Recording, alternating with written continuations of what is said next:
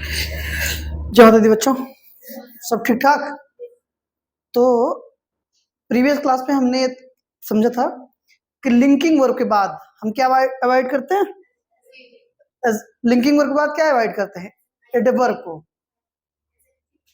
Linking verb के बाद adverb को अवॉइड करते हैं, ठीक है। और एक्शन वर्ब के बाद एडजेक्टिव को, ठीक है। हाँ, याददाश्त कमजोर हो गई तुम लोगों की। कहने का मतलब एक्शन वर्ब्स के बाद आप एडवर्ब को प्रेफर करें यूज करना, और लिंकिंग वर्ब के बाद एडजेक्टिव्स को ना। जैसे स्मार्ट और स्मार्टली वाला अंतर हम आप समझे थे, समझ में आ रहा ना। स्लो और स्लोली का भी आपने देखा था, राइट? ठीक है, तो ऐसे ही कुछ क्वेश्चंस आगे हम आप डिस्कस करेंगे आज, राइट? अच्छा, उससे पहले एक क्लास स्टार्ट करने से पहले, इसके पहले भी हम लोगों ने शुरू करी थी बात, लेकिन पूरी नहीं हो पाई थी हमारी बात कि सर समझ में नहीं आ रहा है थोड़ा बहुत ना, बच्चों का ये सवाल था, ठीक है। एक दो बच्चे जो ऑनलाइन हैं तो ऑफलाइन में भी मिल जाते हैं कभी कभी मार्केट वगैरह में, तो सवाल ये होता है कि सर क्लास तो बहुत अच्छी चल रही है बट थोड़ा सा समझ में कम आ रहा है। तो उसका मेन कारण समझ लीजिए, स्पेशली जो बच्चे ऑनलाइन मुझे देख रहे हैं, आप लोग तो समझ ही रहे मेन कारण क्या है, कि बेसिक्स आपके ठीक नहीं है, बस इतनी सी बात है। मतलब सही मायने में ना आपको सब्जेक्ट का ज्ञान है, ना आपको वर्ब का कुछ पता है, ना ऑब्जेक्ट का पता है। कई बार मतलब इतनी छोटी छोटी चीजें जिनसे किसी भी सेंटेंस को फ्रेम किया जाता है, जब उसकी आपको प्रॉपर जानकारी नहीं है तो फिर बड़ी दिक्कत हो जाएगी ना, इतनी सी बात है। इसीलिए पूरा एक सीरीज पहले प्रॉपर बेसिक्स के, जो एकेडमिक्स के बेसिस हैं, बेसिक चीजें हैं इंग्लिश लैंग्वेज से रिलेटेड, उसकी क्लासेस चली ना। नाउन, प्रोनाउन, एडवर्ब, ठीक है, वर्ब, उसके बाद सब्जेक्ट, प्रेडिकेट, राइट। हाँ, बहुत सारी चीजों पे हमने बात किया, और सबकी प्लेलिस्ट भी प्रॉपर बनाई गई, सेंटेंस की बनी, ठीक है। तो वो सारे चीजें पहले आप कंप्लीट करें। जो भी बच्चे मुझे सुन रहे हैं ऑनलाइन, वो प्लीज एक बार बेसिक्स आप क्लियर कर ले। मतलब ये जो स्पेशली जब आप प्लेलिस्ट में जाते हैं, जो राइजिंग बेस लिखा हुआ है, वो बिगिनर्स के लिए नहीं है। बिगिनर मतलब हाई स्कूल इंटर के लिए वो नहीं है, मैं ये कह रहा हूँ। ऐसा नहीं कि नहीं है, मैं बस ये कह रहा हूँ कि अभी एक बच्चा ऐसा है जो जीवन में पहली बार, तो उससे बस एक नहीं बता, एक बार थोड़ा सा पहले बेसिक्स देख लीजिए। बाकी जिन्होंने एक दो बार पढ़ा हुआ है, वो हाई स्कूल में, मैटर ये नहीं करता कि आप 8th में हो या 12th में हो, किसमें हो, राइट। मैटर ये कि अगर आपको चीजें आती हैं तो आप देखो, और आपको लगता है कि यार थोड़ा सा दिक्कत हो रही थी, इसका सीधा सा फंडा ये है कि जैसे मैं आपसे ये कह रहा हूँ कि प्रीपोजिशनल फ्रेज जो है वो सेंटेंस में एडजेक्टिव एडवर्ब का काम करती है। तो यहाँ पे मैं उसको एक्सप्लेन नहीं करने लगूंगा, बस उसको मैं बताऊंगा कि यहाँ पर जो प्रीपोजिशनल फ्रेज आई है वो काम किसका कर रही है। तो मैं प्रीपोजिशनल फ्रेज ना लिख करके एडजेक्टिव एडवर्ब लिख दूंगा, फिर वो समझने में आपको दिक्कत हो जाएगी, क्योंकि एडजेक्टिव और एडवर्ब को आपने अभी तक क्या समझा है? एक शब्द में समझा है कि गुड मतलब एडजेक्टिव, वेल मतलब एडवर्ब ना। तब तो फिर अब जब ये कहा जाएगा कि इन द फील्ड एडवर्ब है, तो बड़ी समस्या हो जाएगी आपके लिए, डाइजेस्ट नहीं कर पाएंगे आप। तो इसीलिए पहले बेसिक्स बार प्लीज कंप्लीट कर लें, उसके बाद कोई भी क्वेरीज है आप बेझिझक बताएं, रेगुलर बने रहें, ठीक है। रेगुलर बने रहें, चीजों को देखते रहे, कुछ समझ में नहीं आता तो पूछिए, ठीक ना। बस इतनी सी बात थी कि एक बार बेसिक्स जरूर क्लियर कर लें। ऐसा नहीं कि ये बहुत अभी हम लोग बहुत हाई फाई बात करें, बस एक जेन्युइन बात कर रहे हैं, बस इतनी सी बात है। इंग्लिश लैंग्वेज से रिलेटेड एक जेन्युइन बात हो रही है, जो आपको किसी भी कंपटीशन के लिए, चाहे आपका एसएससी हो, सीपीओ हो, सीजीएल हो, एनडीए हो, सीडीएस हो, सबके लिए इनफ है, पर्याप्त है मैटर। आई बात समझ में? अब फिर कभी कभी बच्चे कहते हैं सर ये क्या टीचिंग, अगर कोई टीचिंग की तैयारी कर रहा है तो क्या उसमें हेल्प करेगा? मुझे समझ में ये नहीं आता कि सवाल कैसे हैं। कोई एक किताब मुझे आप बता दीजिए जिसमें ये लिखा हुआ कि ये कम लेवल वाला नाउन है, ये मॉडरेट लेवल वाला नाउन है, और ये हाई लेवल वाला नाउन है। नाउन नाउन है भाई, नाउन से क्वेश्चन बनेगा अगर, तो चाहे एनडीए में बने, चाहे सीडीएस में बने, चाहे टीएसटी में बने, चाहे पीएचडी में बने, चाहे सीटेट में बने, चाहे सीपीओ में बने, तो नाउन को पढ़ लो ना भाई। लेकिन जब तक आप एसएससी नहीं देखेंगे, जब तक आप टीएसटी लिखा नहीं देखेंगे, आपको लगेगा कि नहीं आपकी बात हो रही है। तो थोड़ा सा समझो भाई कि बिजनेस आदमी कैसे करता है। अगर मुझे पता चल पा रहा है कि मेरे पास 10 बच्चे सीडीएस वाले हैं और 90 बच्चे पीजीटी वाले हैं, या 90 बच्चे जो है एसएससी वाले हैं, तो मैं सीडीएस ना लिख करके एसएससी लिख दूंगा। अगर 10 भागेंगे भी, 90 तो अपने पास रहेंगे ना, और वो 90 रहेंगे तो वो 10 भी आ ही जाएंगे। तो पहले इस सब चीज थोड़ा सा बाहर आ जाइए। इसलिए आप देखे होंगे कि स्टार्टिंग में मैंने इसलिए लिखा ताकि आपकी आदत पड़ जाए कि हाँ हमारी बात हो रही है SSC, CGL, CPO, NDA, CAPF, banking. आप समझ रहे हो ना। अभी क्या लिखा जाता है?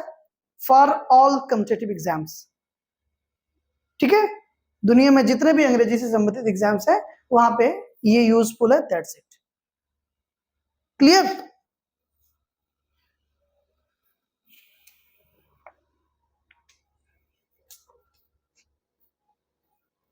तो ईमानदारी से हाई स्कूल इंटर में भी जो बच्चे हैं वो भी देखें, और जो उसके ऊपर है वो भी देखें, बस क्लियर कर लीजिए। और आपको लगता है कि नहीं यार भैया हमें तो सब्जेक्ट भी नहीं समझ में आ रहा है कि व्हाट इज सब्जेक्ट, समझ नहीं पा रहे हैं हम, ये ऑब्जेक्ट नहीं समझ पा रहे हैं कि प्रीपोजिशन का भी ऑब्जेक्ट होता है, तो भाई वीडियोस प्लेलिस्ट में आप जाइए, बेसिस की वीडियोस पड़ी हुई हैं, सब्जेक्ट, प्रेडिकेट ना, verb, noun, pronoun, please visit करिए, देखिए, कंप्लीट करिए। राइट? जैसे एक सेंटेंस हमने लिखा बेटा, how does this fruit, how does this fruit taste. ठीक भाई। दूसरा सेंटेंस है, ये इसका बताओ, जैसे इसके मैं 2 आंसर अगर लिख दूं, एक आंसर इसका मैं लिख दूं कि this fruit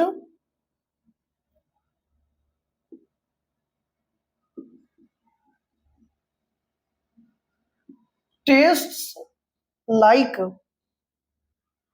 mango. Right? This fruit taste like mango. ठीक है, फिर एक सेंटेंस हमने लिखा, this fruits, not fruit, fruits fruit होगा ना, दिस फ्रूट, सही है, टेस्ट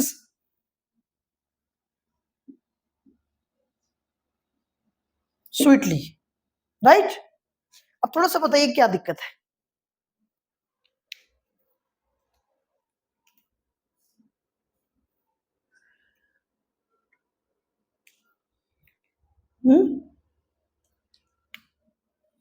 को हेल्प कर देता हूं मैं, ये बेटा लिंकिंग वर्ब क्या है, समझ रहे हो ना। हाउ का आंसर हमेशा क्या होता है, हाउ का आंसर हमेशा क्या होता है, एडवर्ब। तो अगर आप हाउ से क्वेश्चन करो, that means how does this food taste, इस फूड का टेस्ट कैसा है ना, तो आंसर क्या होगा कि this fruit taste like mango. इसका जो टेस्ट है वो मैंगो की तरह है, आम की तरह है, ऐसा कुछ। मेरी बात समझ पा रहे हो ना। इसका जो टेस्ट है वो किसकी तरह है, मैंगो की तरह है। ठीक है, अब सवाल ये है कि अगर ये लिंकिंग वर्ब है, ठीक है ना, तो क्या ये जो सब्जेक्ट है वो टेस्ट कर लेगा, बोलिए। इस फ्रूट का टेस्ट क्या है ना, मैंगो जैसा है।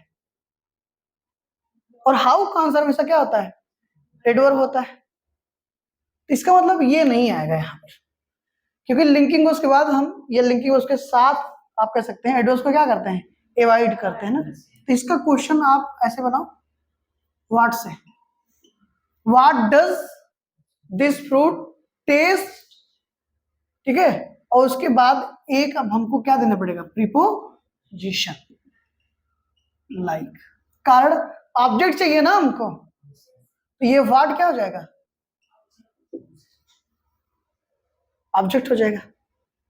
फिर आप सोचेंगे कि सर अगर ये ऑब्जेक्ट है तो प्रीपोजिशन यहाँ कहाँ है, इसके साथ क्यों नहीं है, तो उसका भी रीजन अभी आपको समझाया जाएगा। अरे इतना समझो ना, पहले हाउ और व्हाट का मसला क्लियर करो। समझ में आ रहा है नहीं? अब देखो ध्यान से समझना बेटा, जैसे कि कोई एक्शन, एक्शन कैसे होता है ना भाई, कैसे किया उसने, कैसे मारा, कैसे पीटा, हाँ कैसे जाते हो, कैसे जाते हो, कैसे खाते हो, हाउ डू यू ईट, ये तो बोलते हो कैसे खाते हो।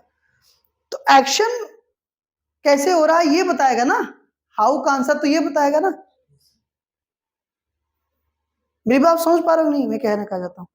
तो इस सेंटेंस में कोई एक्शन तो हो ही नहीं रहा है,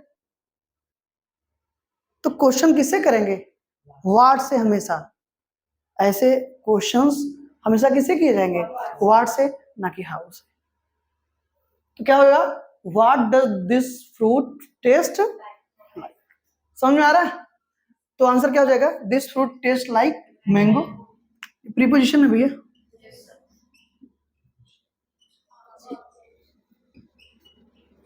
समझ में आ रहा है बेटा? अब यहां देखो जरा, दिस फ्रूट टेस्ट स्वीटली, देखो जरा,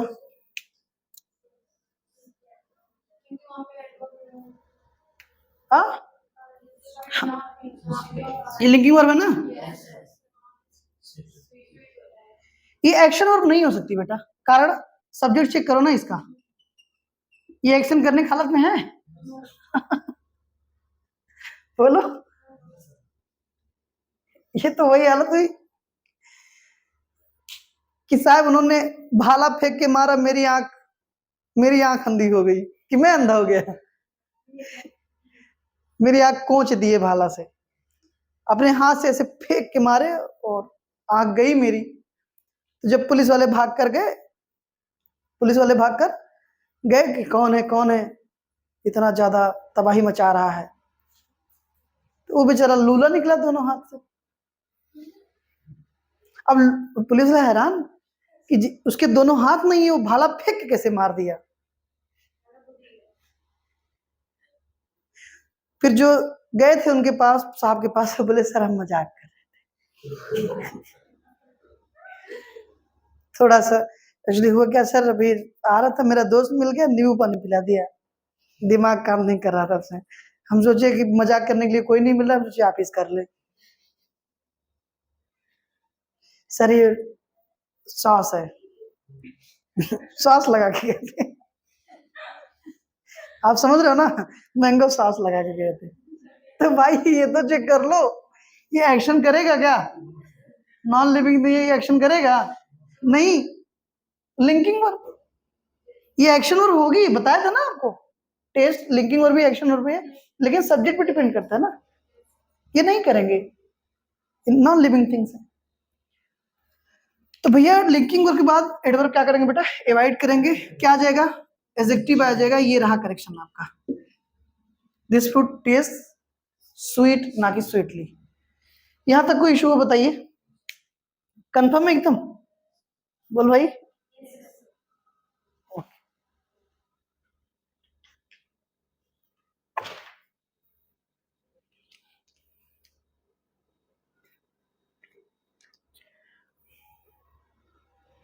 इसको लिखा रहने देते हैं, ठीक है ना।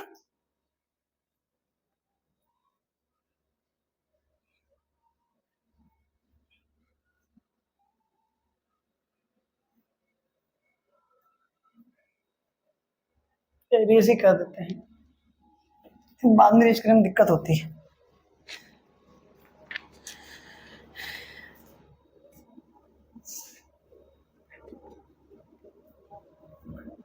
अमित जी, ये आपके लिए एक सवाल है बेटा, this fruit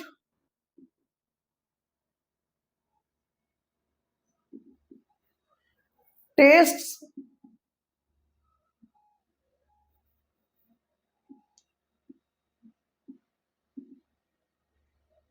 tests, this fruit tastes like mango, ठीक भैया, like mango.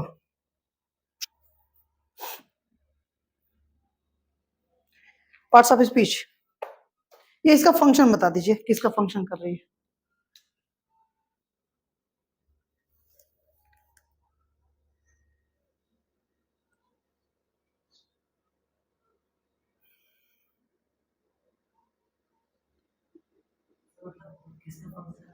Parts of speech मतलब जैसे लाइक प्रीपोजिशन है, मैंगो ऑब्जेक्ट है, तो प्रीपो, अब आप जानते ही हो ये प्रीपोजिशन है और ये इसका क्या है ऑब्जेक्ट है, तो प्रीपोजिशन प्लस उसका ऑब्जेक्ट बनाते हैं प्रीपोजिशनल फ्रेज, राइट। और ये प्रीपोजिशनल फ्रेज सेंटेंस में काम करती है एडजेक्टिव या एडवर्ब का। मैं आपसे जानना ये चाहता हूं कि ये लाइक मैंगो यहाँ पर एडजेक्टिव है या एडवर्ब की तरह फंक्शन, किसकी तरह फंक्शन कर रही है?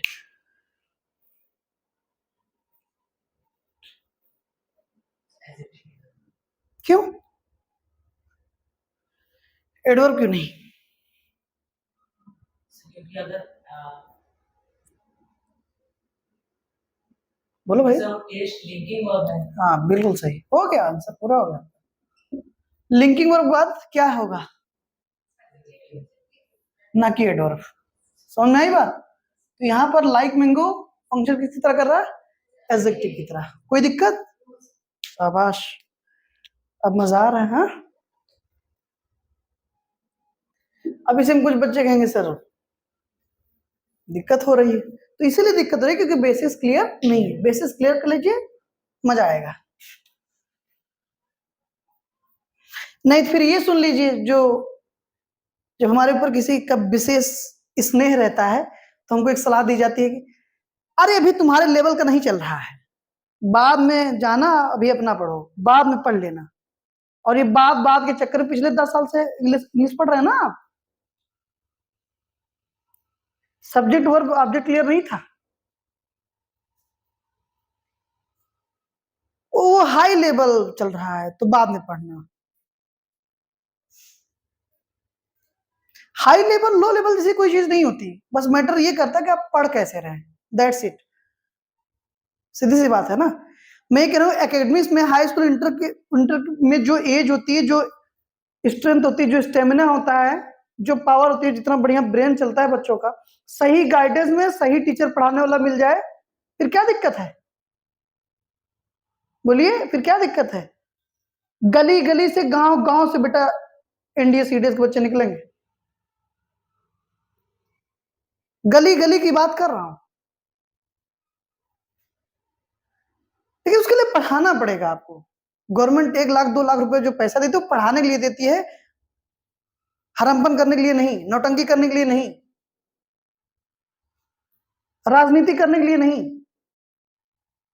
पढ़ाने के लिए गवर्नमेंट पैसा दे रही है।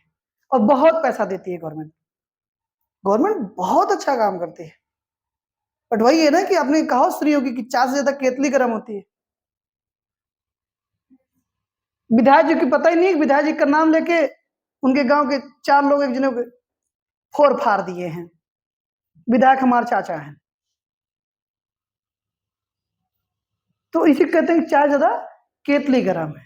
जो हुआ है उसको तो बड़ा ठंडा है, नॉर्मल है। और जो नहीं हुए हैं सुरती मांग के भी खा रहे हैं, उनकी मतलब अगर थोड़ा सा पता करने का प्रयास आप करेंगे तो पता चलेगा कि सुरती भी खरीदने की पैसा नहीं है जेब में, लेकिन विधायक हमारे चाचा ने खातिर मार दे।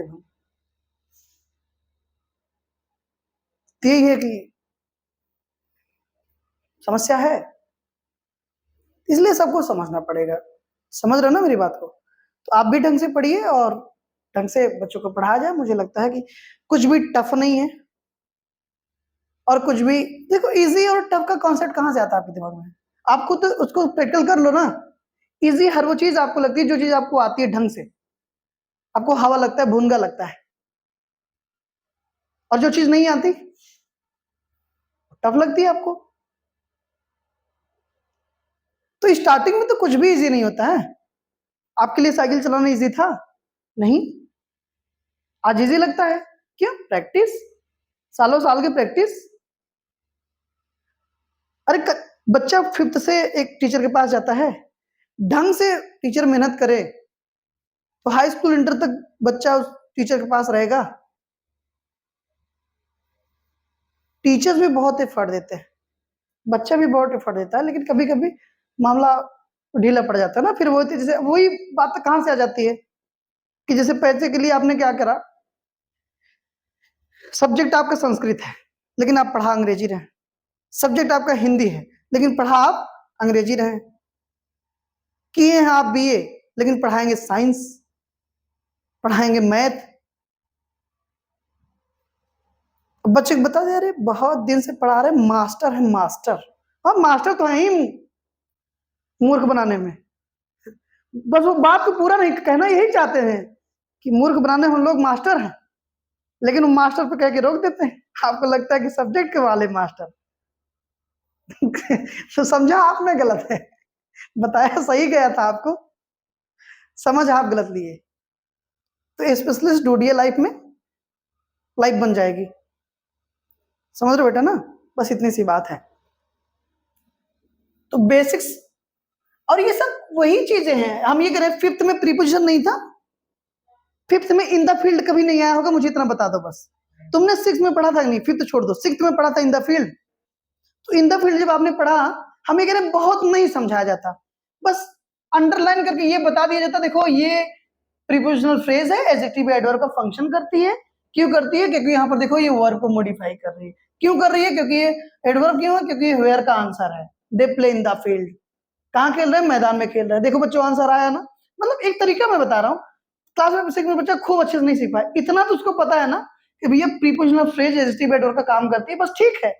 सेवंथ में आएगा थोड़ा सा और आगे उस पर बात होगी, एट्थ में जाएगा और भाई 9th 10th आते आते वो बात उसके दिल दिमाग पर उतर चुकी होगी। सही है? इसी अप्रोच से हर चीज को आप अप्रोच करिए, देखिए मजा आ जाएगा। लेकिन वो हमें भी पता होना चाहिए कि एडजेक्टिव एडवर्ब का फंक्शन करेगी prepositional phrase.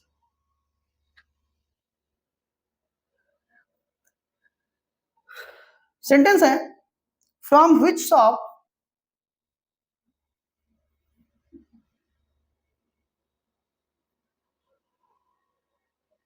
Have you bought it.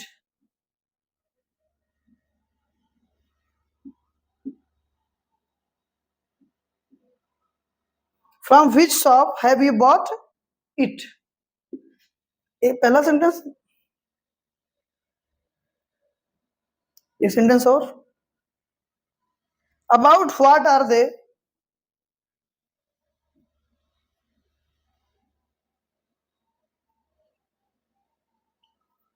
About what are they talking, मतलब वो किसके बारे में बात कर रहे हैं, राइट?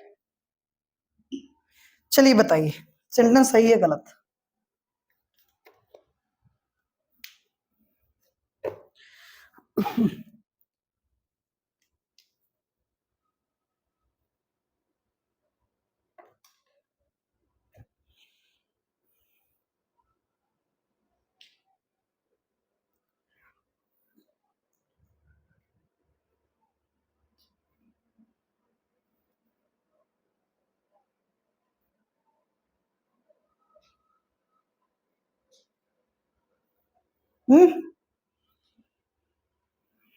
बोलो बेटा, दोनों सेंटेंस गलत है। दोनों सेंटेंस क्या है? समस्या क्या है समझो ध्यान से। ये रहा आपका प्रीपोजिशन, ये रहा उसका मतलब हुई शॉप, कौन सी दुकान भाई। हैव क्या है?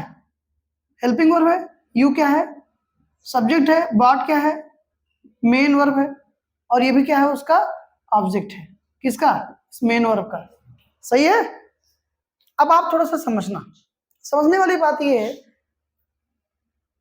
कि सेंटेंस हमारा इंटरोगेटिव है। अब जितने भी इंटरोगेटिव क्वेश्चन मार्क वाले सेंटेंसेस हैं वो या तो हेल्पिंग वर्ड से स्टार्ट होंगे या तो क्वेश्चन वर्ड से। सही है? वो या तो इससे स्टार्ट होंगे या तो इससे स्टार्ट होंगे, या इनडायरेक्टली ये कहा जाए वो हेल्पिंग वर्ब से स्टार्ट होंगे, या फिर डब्ल्यू वर्ड से स्टार्ट होंगे। डब्ल्यू एस जो सेंटेंस है आपका, डबल इंट्रोगेटिव जिसको आप बोलते हो, वो क्वेश्चन वर्ड से स्टार्ट होता है बेटा, व्हाट व्हेन वेयर इससे होता है, और इसमें टाइप हेल्पिंग वर्ब से। ये दो तरीके हैं ना क्वेश्चन, वो जो ऐसे सेंटेंसेस में प्रश्न पूछे जाते हैं, ये दो तरीके हमारे पास। तो अगर कभी ऐसा हो कि जो क्वेश्चन वर्ड आ रहा है वो किसी प्रीपोजिशन का अगर ऑब्जेक्ट हो, है तो इजी का बेटा ना, सीधी सी बात है, तो उसको हमेशा सेंटेंस के लास्ट में लिखो। देखो इसका जब क्वेश्चन बना तो क्या बता, what does this fruit taste like, तो व्हाट किसका ऑब्जेक्ट था, उस लाइक का, तो लाइक कहां लिखा गया, सेंटेंस के लास्ट में। क्यों लिखा गया, क्योंकि वहां पर वो जो व्हाट है उस प्रीपोजिशन का ऑब्जेक्ट है, क्वेश्चन वर्ड है जो। तो कभी ऐसा हो रहा है कि कोई भी क्वेश्चन वर्ड किसी प्रीपोजिशन का ऑब्जेक्ट बन रहा हो, तो हमेशा वो प्रीपोजिशन कहां आएगा, सेंटेंस के लास्ट में आएगा। क्यों पहले नहीं आ सकता, क्योंकि वो इंटेरोगेटिव सेंटेंस है बाबू, और इंटेरोगेटिव सेंटेंस ये तो हेल्पिंग वर्ब से स्टार्ट हो सकता है, ये तो क्वेश्चन वर्ड से। अब तुमने रख दिया प्रीपोजिशन उठाकर, तो सेंटेंस क्या हो गया, गलत हो गया, फ्रेमिंग गलत हो गई ना सेंटेंस की।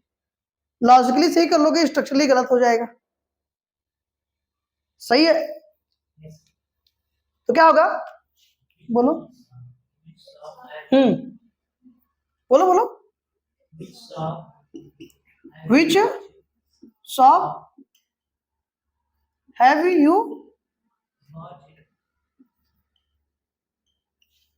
बॉट इट फ्रॉम, समझ में आ रहा है ना, कोई दिक्कत।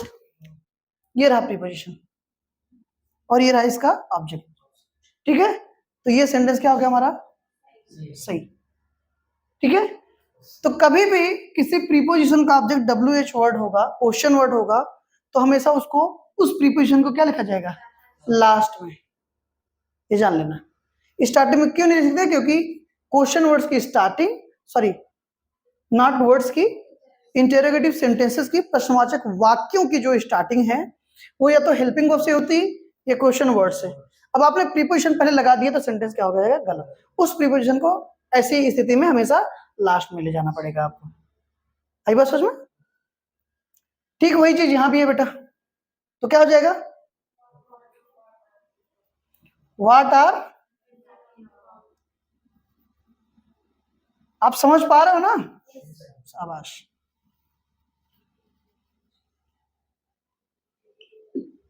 प्रीपोजिशन, ठीक है, कोई दिक्कत, ओके जी, कहा, हाँ ये TAL के, अब सही हो गया।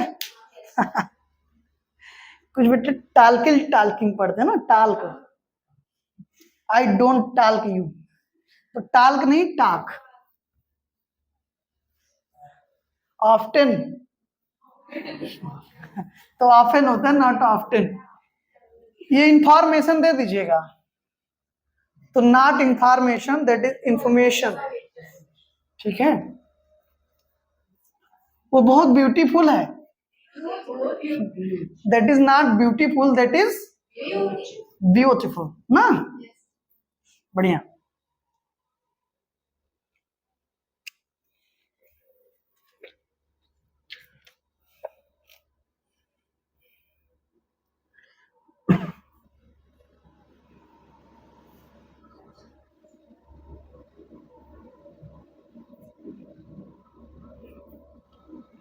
जैसे सेंटेंस है,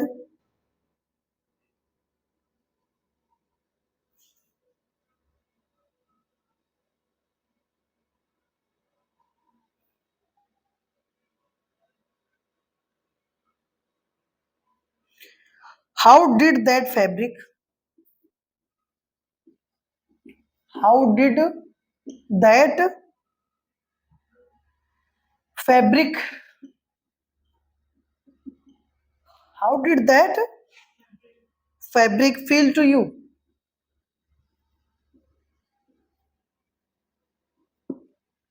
चल भाई बता।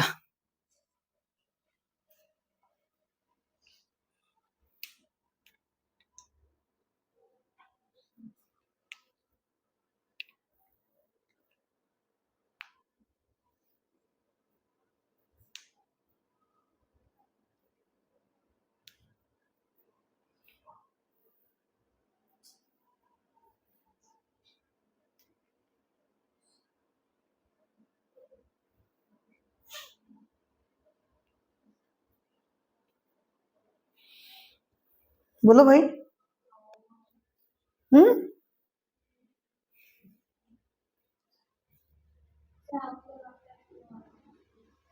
किसकी जगह पे? क्या करें?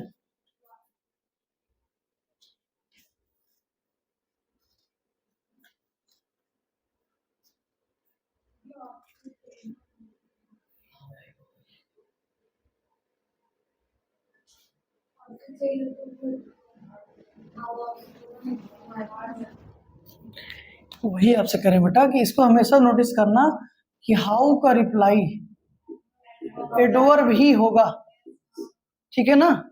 और फील कौन सी वर्ब है? लिंकिंग वर्ब है। तो इसके बाद हमको एक रख देना पड़ेगा प्रीपोजिशन। ऐसे सेंटेंसेस में जनरली हम लाइक यूज कर लेते हैं ना। अब और इसकी जगह क्या लिख देंगे? What did that fabric feel like to you? Clear? अब एक सेंटेंस अगर हम और देखें बेटा, ये that fabric felt like linen ना, LINEN, ठीक है, linen, राइट।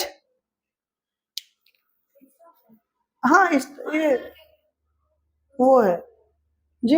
अच्छा हाँ, सॉरी सॉरी सॉरी। एक देखो कुर्ता उर्ता लेना जाता है ना, तो कहते हैं किसका चाहिए, कॉटन चाहिए या क्या चाहिए, तो लेनिन चाहिए। क्या चाहिए? लेनिन। वो कॉटन की अच्छी क्वालिटी बनाई जाती है ना, कपड़े उपड़े की, कुर्ते उर्ते की, राइट। तो ये फंक्शन बताइए इसका, ये लिंकिंग वर्ब है। तो सीधी सी बात है ना, प्रीपोजिशनल फ्रेज है। फंक्शन किसका करेगा? एडजेक्टिव का, क्योंकि लिंकिंग वर्ब अपने बाद एडजेक्टिव लेगी कॉम्प्लीमेंट ना। समझ में आ रहा है? कोई दिक्कत? तो फाइनाइट वर्ब्स में हम आप बात किस पे कर रहे थे? लिंकिंग वर्ब से। मुझे लगता है कि काफी सारी बातें हुई ना, समझ में आ रहा है कि नहीं? अब इसके बाद कल से हम आप स्टार्ट कर रहे हैं बेटा नॉन फाइनाइट वर्ब्स को। किसको? कल से हम आप देखेंगे नॉन फाइनाइट वर्ब्स को, ठीक है। और ये जो भी बच्चे चले वो बेसिक टू एडवांस चलिए, आपको पता है ना। हम जीरो से शुरू करेंगे, बता दो ना, zero to hero batch just like. हाँ, शुरू से चीजों को उठाएंगे और वहां तक बात करेंगे जहां तक बात कर सकते हैं, या जहां तक बात हमको करनी है, राइट। मतलब अगर कोई क्लास 8th का भी बच्चा है, 9th का, 10th का, 12th का बच्चा है, तो ध्यान से उसको भी मजा आएगा, समझ में आएगा। बस वही, अगर ये भी समझ में आएगा, बट आपको फिर लेक्चर 1 से देखना पड़ेगा। अब 20 से तुमने तीसरा लेक्चर उठा के देख रहा, #3 #4 बना हुआ है, 20 से आप देखोगे तो फिर अच्छा अच्छा एडजेक्टिव मेरे बारे में बोलकर चले जाओगे ना। तो शुरू से देखोगे तो सब समझ में आ जाएगा। नहीं तो फिर आजकल की जनरेशन तो पता ही है बेटा, थोड़ा थोड़ा थोड़ा थोड़ा थोड़ा थोड़ा हर चीज। तो थोड़े थोड़े के चक्कर में आपके पास भी थोड़ा ही थोड़ा है, ये आपको नहीं पता है, ठीक है ना। ये आपको भी नहीं पता है, तो इस पर काम करें। और स्पेशली पढ़ाई को इससे थोड़ा सा मजाक ना बना दें, समझ रहे हो ना। पढ़ाई को कतई मजाक ना बना दें, नहीं तो वही है कि आज आप समय बर्बाद कर रहे हैं, समय दिन आपको बर्बाद करेगा। टिट फॉर टैट, बोगे बबूल तो आम तो नहीं ये खाओगे, पता है ना। ये समझ में आ रहा है नहीं आपको? एकदम क्लियर है? तो लिंकिंग वर्ब पे ढेर सारी हमने जो भी बातें करी उसको प्लीज नोट्स बनाइए, अच्छे से समझिए। And if you have any kind of problem feel feel free to ask me, actually there is no problem at all। और कल से हम आप बात करेंगे बेटा किस पर?